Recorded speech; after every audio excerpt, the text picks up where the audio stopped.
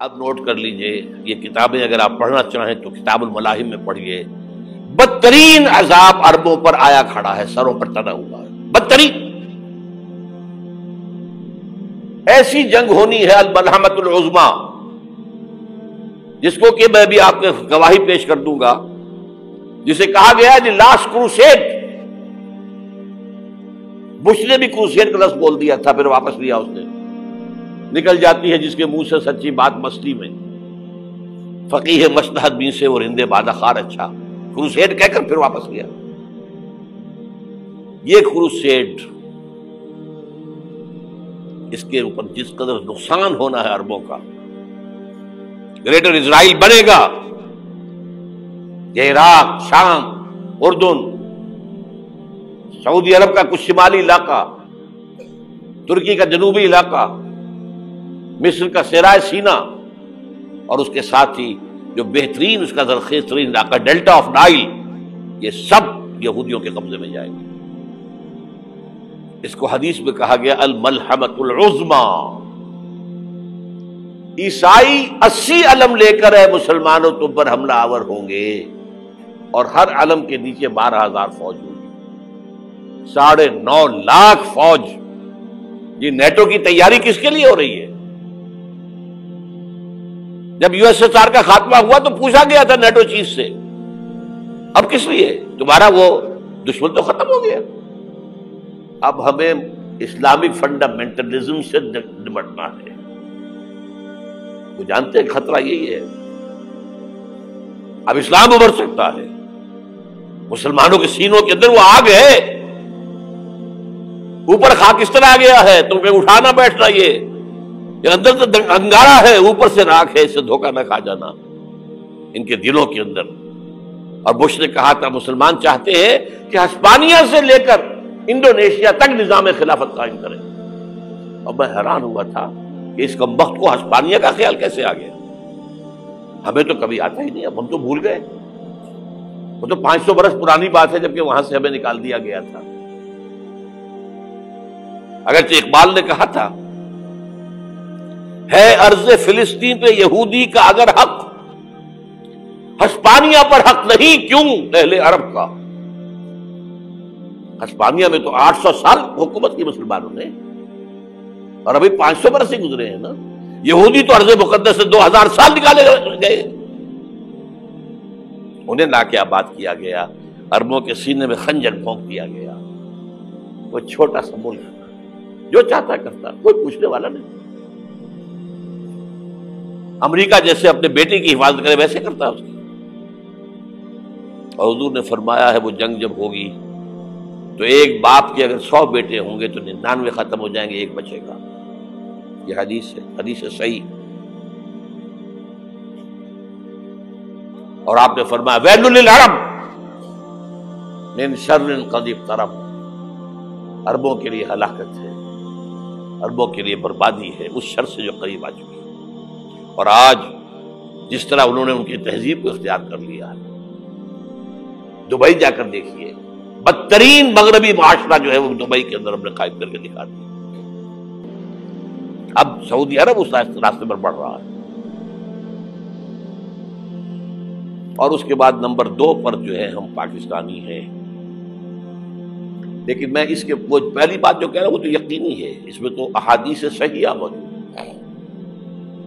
اگرچہ اس کے بعد پانسا پلٹے گا، پھر حضرت مہدی کا ظہور ہوگا، حضرت عیسیٰ کا نزول ہوگا، اور وہ گریٹر اسرائیل گریٹر گریو یارڈ بنے گا یہودیوں کا، ایک ایک یہودی قتل ہوگا اور دفن ہوگا۔ یہ بات میں ہونا ہے، میں پہلی بات فرض کر رہا ہوں۔ وہ پانسا پلٹے گا جب پلٹے گا، ابھی جو سامنے ہے وہ کیا ہے؟ جس ملحمۃ العظمیٰ کہا حضور نے، جسے آرمگیڈون کہتے ہیں عیسائی۔ آرمگیڈون کی اگر کہیں جا کر آپ دیکھیں گے، آپ ڈکشنری میں مانی تو کیا لکھا ہے؟ A very big war which will be fought between the forces of evil and good before the end of this world۔ اس دنیا کے خاتمے سے پہلے خیر اور شر کی قوتوں کے درمیان بہت بڑی جنگ ہوگی۔ ارمجدون اسے کہتے ہیں عربی میں، اور آرمگیڈون اسے کہتے ہیں انگریزی کے اندر۔ اور یہ بائبل کی آخری کتاب کے اندر ہے، جو اس میں کہ مکاشفات یوحنا، ریولیشنز آف سینٹ جان. یہ تو میں کہہ رہا ہوں یقین کے ساتھ، اور زیادہ دور نہیں ہے، آیا چاہتا ہوں. اس لیے کہ یہودیوں کا اور عیسائی جو کنزرویٹوز ہیں، نیو کنزرویٹوز، ان کا 5 نکاتی ایجنڈا ہے متفق علیہ، جس کے تحت کہ یہ جنگ صلیبی شروع کی گئی ہے. تو سن لیجئے آپ. آرمیگیڈون نمبر 1، گریٹر اسرائیل قائم ہو جانا اس کے نتیجے میں نمبر 2، مسجد اقصی اور قبۃ الصخرہ کو گرانا نمبر 3، وہاں 3rd ٹیمپل، وہ مسجد جو حضرت سلیمان نے بنائی تھی 1000 قبل مسیح میں، پھر برباد کی تھی نبوکدنضر نے، دوبارہ بنائی گئی، پھر دوبارہ ختم ہوئی 70 عیسوی تک گری پڑی ہے. ان کا خانہ کعبہ گرا ہوا ہے 70 عیسوی سے لے کر آج تک. ایک دیوار ہے ویلنگ وال، جہاں جاتے ہیں، روتے ہیں، پیٹتے ہیں، ماتم کرتے ہیں، وہاں وہ بنے گا 3rd ٹیمپل. اور نمبر 4، اس میں لا کر رکھا جائے گا تخت حضرت داؤد کا. یہ تخت کہاں ہے اس وقت؟ یہ لندن شریف کے اندر، جو ان کی پارلیمنٹ کا جو چرچ ہے، ویسٹ منسٹر ایبے، اس میں رکھا ہوا ہے. ایک پتھر تھا جس پر بٹھا کر حضرت داؤد کی تاج پوشی ہوئی، پھر حضرت سلیمان کی ہوئی، پھر وہ پتھر رکھ دیا گیا جب حضرت سلیمان نے بنایا ہیکل مسجد اقصی، وہاں رہا وہ. ہر بادشاہ جو تھا یہودی اسی کے اوپر بٹھا کر اس کی تاج پوشی ہوتی تھی. سن 70 میں ٹائٹس نے گرایا اسے، ہیکل کو، وہ پتھر لے گیا، وہاں سے روم گیا، روم سے آئرلینڈ گیا، آئرلینڈ سے اسکاٹ لینڈ آیا، اسکاٹ لینڈ سے انگلینڈ آیا، اور اب وہ رکھا ہوا ہے 14ویں صدی عیسوی سے آج تک. وہ ویسٹ منسٹر ایبے میں رکھا ہوا، ایک کرسی کی سیٹ میں اسے بنا دیا گیا ہے تخت کی شکل میں. اب انگریزوں میں کوئی ملکہ ہو، کوئی بادشاہ ہو، جس کی بھی تاج پوشی ہونی اس میں ہو، یہ لا کر رکھا جائے گا 3rd ٹیمپل میں. اور اس پر یہودیوں کے خیال کے مطابق ان کا مسیحا آئے گا جو مسیح دجال ہوگا. عیسائیوں کے خیال کے مطابق حضرت عیسیٰ آئیں گے، وہ ہمارا بھی خیال ہے حضرت عیسیٰ آئیں گے علیہ السلام. بہرحال یہ تو بعد کی باتیں ہیں نا. اس وقت جو میں عرض کر رہا ہوں، عربوں پر بہت بڑا عذاب، اور پاکستان کا معاملہ البتہ یہ ہے، میں یقین سے نہیں کہہ سکتا. ہینگنگ ان دی بیلنس، ہو سکتا ہے اللہ تعالیٰ ہم پر رحم فرمائے، ہو سکتا ہے، اگرچہ اسی پہ شرائط ہوں گی. چمن کے مالک اگر بنا لے موافق اپنا شعار، اب بھی چمن میں آ سکتی ہے پلٹ کر چمن سے روٹھی بہار، اب بھی ہو سکتی ہے. اور یہ بھی ہو سکتا ہے کہ اللہ تعالیٰ نے معجزانہ طور پر ہمیں ملک دیا، ہم نے اللہ سے بدعہدی کی، وعدہ خلافی کی، غداری کی، لہذا سزا دی جائے اور ہم سے یہ ملک چھین لیا جائے. It's just possible. دور نہ سمجھے، اسے انہونی بات نہ سمجھے. جو گھیراؤ ہو رہا ہے آپ کا، آپ کے مغرب میں نیٹو فورسز اور مشرق میں بھارتی فورسز گدھوں کی طرح بیٹھے ہوئے انتظار کر رہے ہیں پاکستان اور ڈسٹیبلائز ہو جائے، یہاں اور بدامنی ہو جائے. اب لاہور میں پھر آج دھماکے ہو گئے ہیں. 2 دن پہلے کا دھماکہ میں سہ کے آیا ہوا ہوں، آپ کے سامنے بیٹھا ہوں. وہ جانے بچی نہیں، جو ہماری اکیڈمی کا حشر ہوا وہ میں آپ کو نہیں بتا سکتا. یہ سارا کیوں ہو رہا ہے؟ تاکہ یہاں بدامنی ہو جائے اور ہمیں جواز مل جائے. مغرب سے نیٹو فورسز داخل ہو جائیں، مشرق سے بھارتی فورسز آ جائیں، اور ہمارے ایٹمی دانت توڑ کر اور پھر ہمیں بھارت کے سامنے ڈال دیا جائے. نو ڈو ایز یو لائک. یہ ان کا نقشہ ہے. ہوگا کیا وہ اللہ جانتا ہے، ہوگا وہ جو اللہ چاہے. لیکن اللہ کا چاہنا جو ہے وہ کس پر منحصر ہے؟ یہاں انقلاب برپا کرو، یہاں اسلام لاؤ. اگر دھندوں میں لگے رہو گے تو وہ خود بخود نہیں آ جائے گا انقلاب. صحابہ نے جانیں دی تھی، کتنی تکلیفیں اٹھائی تھی. 12 برس تک مکی دور کے اندر با نشہ درویشی در ساز و دمادم زن، جو پختہ شبی خدرا بر سلطنت جم سن. یوم طائف یاد ہے جو حضرت عائشہ فرماتی ہے کہ میں نے پوچھا تھا حضور سے کہ یوم احد سے زیادہ سختی بھی آپ پر کبھی آئی؟ یوم احد پر کیا ہوا تھا؟ تلوار کا وار پڑا تھا آپ کے چہرہ مبارک، یہ جو رخسار کی ہڈی ہے اس کے اندر وار گیا ہے، اوپر خود کی 2 کڑیاں تھیں وہ اس میں گھس گئیں، 2 دندان مبارک شہید ہوئے۔ وہ خود کی کڑیاں ایک صحابی نے اپنے دانتوں سے پکڑ کے کھینچنے کی کوشش کی، دانت نکل گئے، وہ نہیں نکلی، کیا جتن کر کے نکالی گئی ہوگی تو خون کا فوارہ آیا، اتنا خون گیا ہے کہ آپ بے ہوش ہو گئے، گر گئے، اور مشہور یہ ہو گیا کہ آپ کا تو انتقال ہو گیا، شہادت ہو گئی۔ یہ سیرت کبھی پڑھی ہے؟ حضرت عائشہ کے ہوش کا تو یہی دور تھا نا، یوم طائف میں تو آپ کی کیا تھی، بچی تھی، انہیں کیا پتا کیا ہو رہا ہے حضور کے ساتھ۔ 3 دن تک حضور مکے کی گلیاں اور وہاں کے اوباش لوگ پتھراؤ کر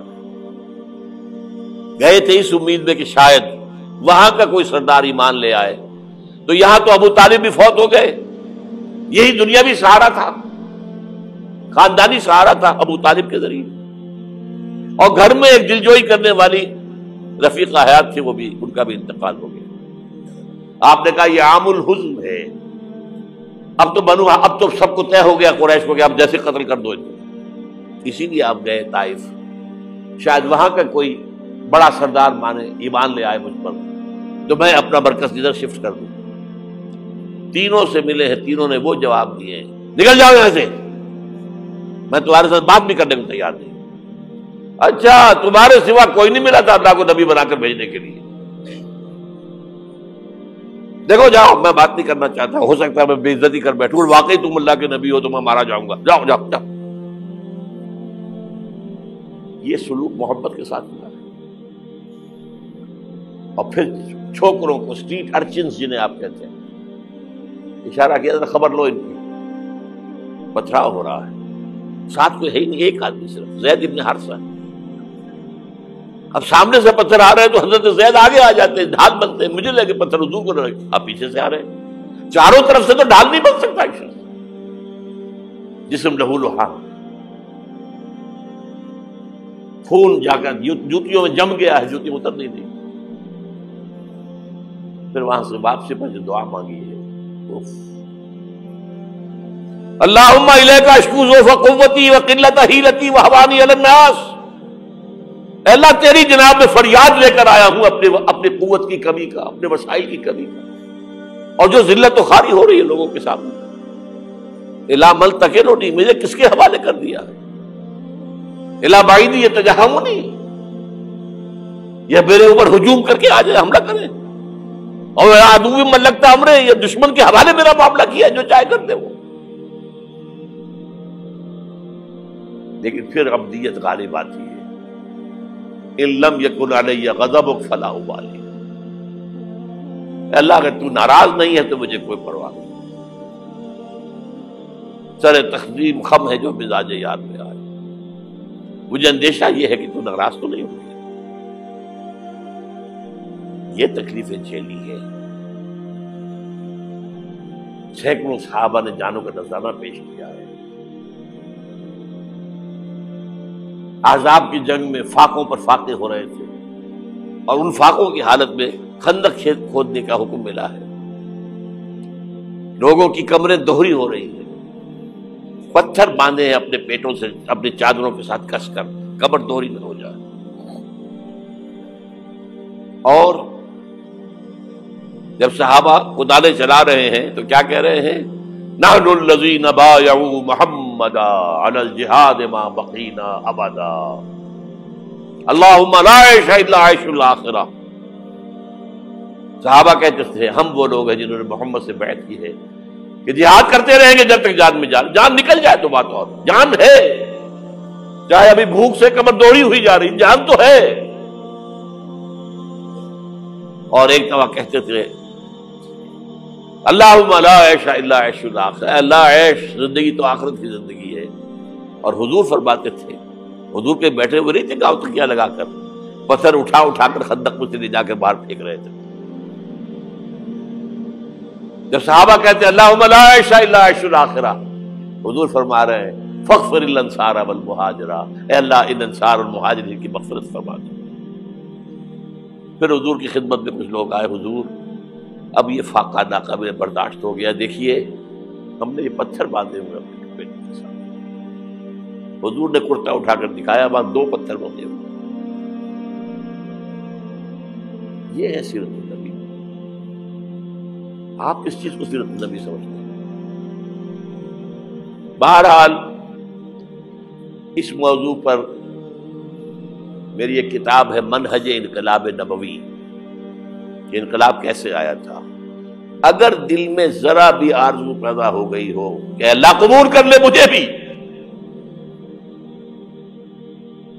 مجھے قبول کر لے اس کام کے لیے، تو وہ کتاب آپ کے لیے مسٹ ہوگی، اس کا پڑھنا۔